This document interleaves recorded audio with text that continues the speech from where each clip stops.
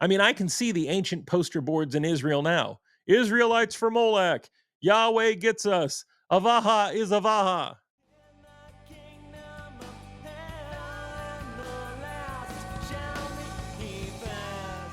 Well, the Olympics have ended, and I, like many other people this time around, thought, who cares?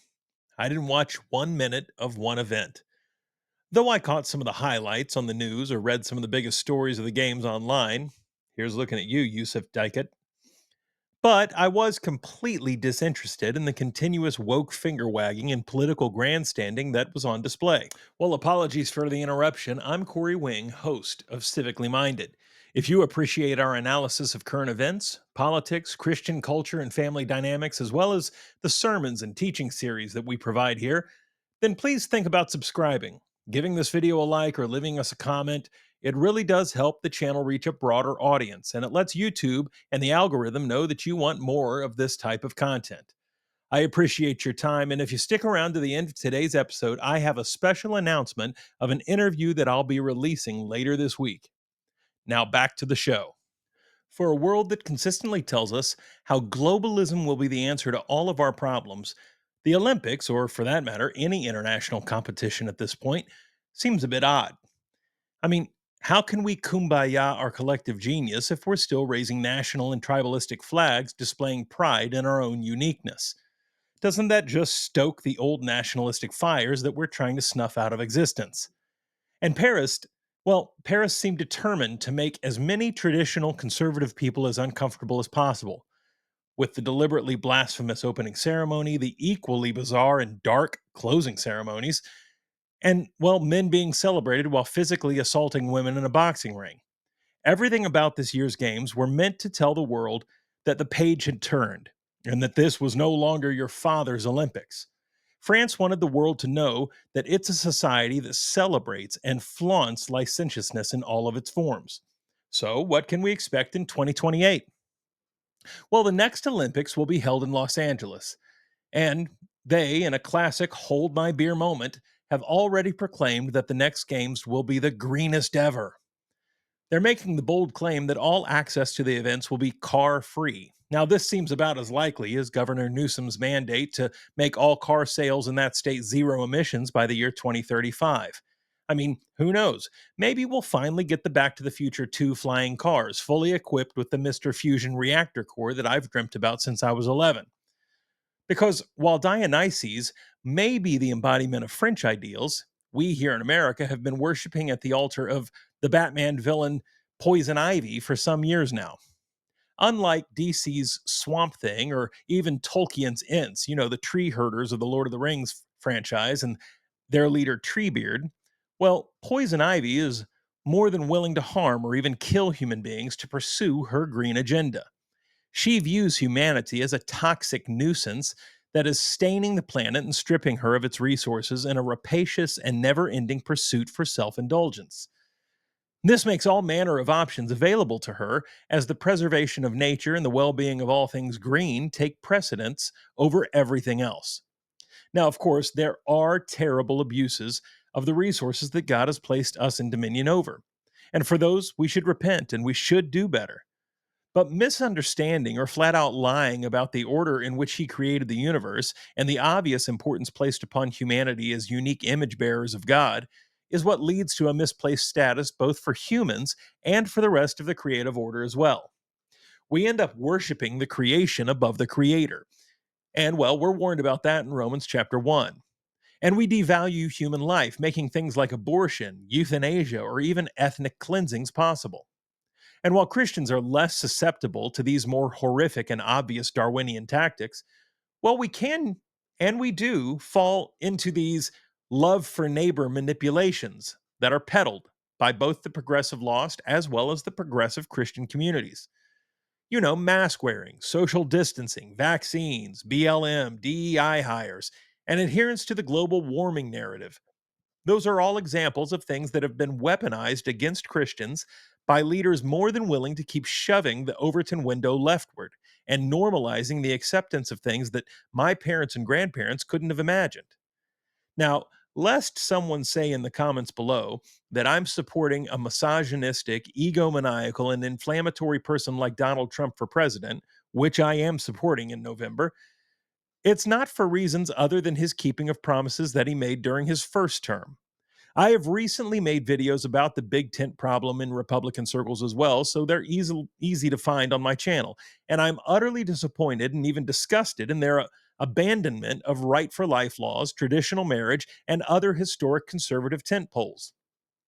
So the GOP desperately needs to remember who and what it is, and to make the distinctions between them and the Democrats so glaringly apparent that anyone with a pulse could tell the difference.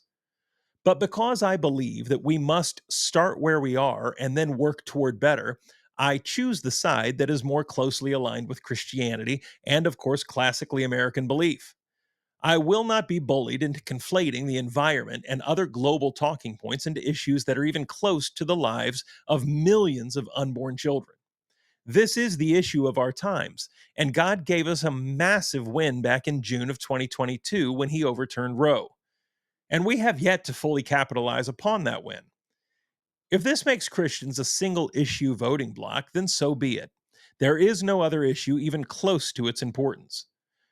Well, for the children that are not sacrificed to the God of convenience and self indulgence, we now have the Democrats' choice for vice president in Minnesota Governor Tim Walz. And what a champion of compassionate childcare he's been, in his home state at least. I mean, this is the man that has led his own state to being a haven for political violence and unrest, as well as providing feminine hygiene products for, well, all school aged boys. You heard that right, boys. As Wade Stotts pointed out on his podcast recently, Tim Walz is being championed as the dad that all leftists want. And what could be more fitting as this is the job that the left is consistently pushing for, anyways. The liberal progressives always want to step into the role of mom and dad, big brother, or even the role of God. Don't worry, they tell you. We'll give you universal basic income, welfare, food stamps, socialized medicine, and all other manner of safety nets that a person could ever want. Just don't look behind the curtain, because the great and powerful Oz isn't hiding anything.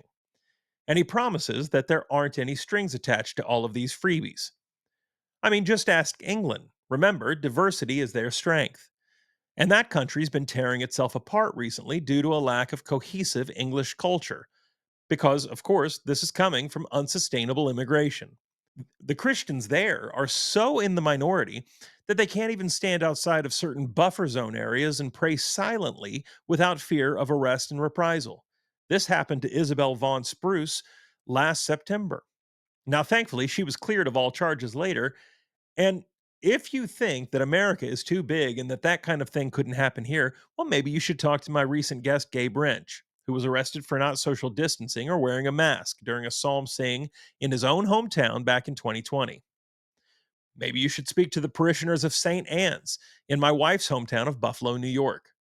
Their beautiful and historic church, shown here, has been sold for a mere $250,000, and it's going to be torn down so that they can build a mosque.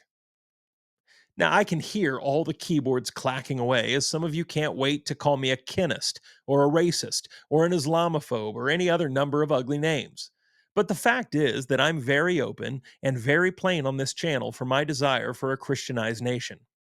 Now, I've never said a homogeneously white nation, but a Christian nation, made up of any number of ethnicities and national backgrounds, solidly Christian, and choosing the American experience and culture as their own. But make no mistake, no culture and no community can absorb the kind of influxes that the globalists have been pushing on Western nations for the last number of years. And of course, this is absolutely by design. Saul Alinsky's book, Rules for Radicals, would be the Marxist blueprint that every socialist, communist, and globalist would use for the last 50 years, and they would implement its blueprint for their twisted fever dreams. The fractioning of families and of Christian communities is as old of a play as the devil has ever come up with. We can see it all the way back in Numbers chapter 25, verses 1 to 3, when scripture says, "Now Israel remained in the Acacia Grove, and the people began to commit harlotry with the woman of Moab. They invited the people to sacrifice to their gods, and the people ate and bowed down to their gods. So Israel was joined to Baal of Peor, and the anger of the Lord was aroused against Israel. We see it again in 1 Kings 11, verses 9 to 11, where we read, quote, "And the Lord was angry with Solomon because his heart had turned away from the Lord, the God of Israel, who had appeared to him twice, and had commanded him concerning this thing, that he should not go after other gods. But he did not keep what the Lord commanded. Therefore the Lord said to Solomon, Since this has been your practice, and you have not kept my covenant and my statutes that I commanded you, I will surely tear the kingdom from you, and I will give it to your servant." End quote. This is the inevitable result of intermarrying and intermingling faith practices. Just like Hosea, Jeremiah, Amos, or any of the other Old Testament prophets could tell you. Like helping pull someone out of the deep end of the pool when you're leaning precariously over the edge, arm outstretched, you're the one that's going to fall. And this is true all of the time. So, Christian parent, the one that's told yourself that your kids are the ones being the good witnesses at the public school, or that those yoga classes are no big deal, or reading your horoscope in the newspaper or online, or some other flirtation with a foreign god, it's okay. It's not okay. It's never been okay. We, like the ancient Israelites of old, have invited pagan gods into our lives. And then we act surprised when God disciplines us, angry at our infidelity.